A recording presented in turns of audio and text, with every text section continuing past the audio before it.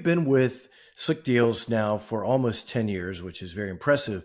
Tell us a little bit about your role and what's been your team's primary focus this year.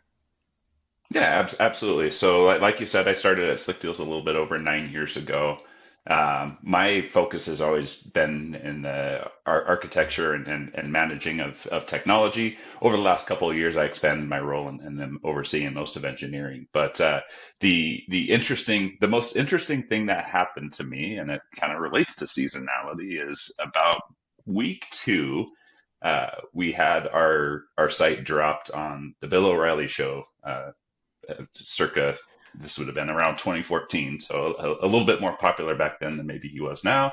But it immediately shot our active users on the site at that moment up to about 45,000 users at just all at once.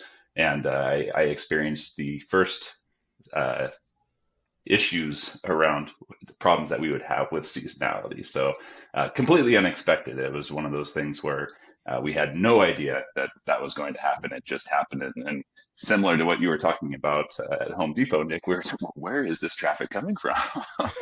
and then we saw it, and it was like, oh no.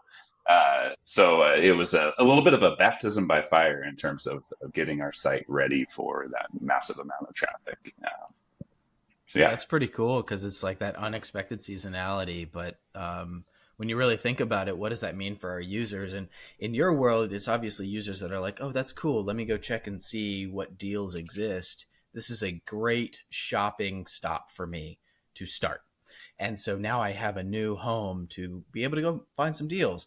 But in, retailers' worlds or the, banking industry or in hospitality, wherever it may be, when they have those sudden spikes that are caused by something, does that increase demand or drop demand based on the fact that that user that's coming to the site is just as meaningful as users that are organically coming to the site, right? Like, what did Bill O'Reilly actually do to be able to create the interest, and did that mean that those users were just as engaged as your other users?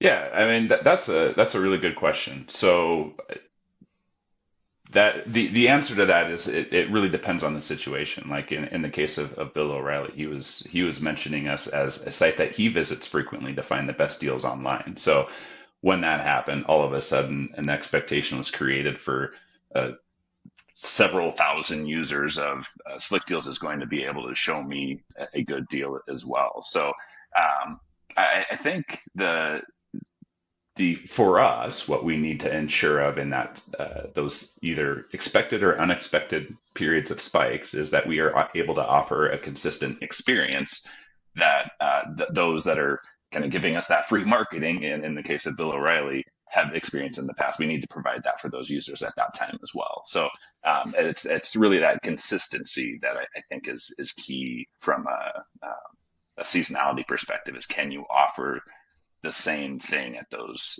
times as what you would offer on a daily basis to your hardcore users. Yep. And that's a perfect summary, high level understanding of why seasonality is a friction force, because it's potentially bringing a lot of friction to your customer experience. And for many people, it's the first time they experience your brand. And that can be brand damaging or brand building, depending on how you handle that.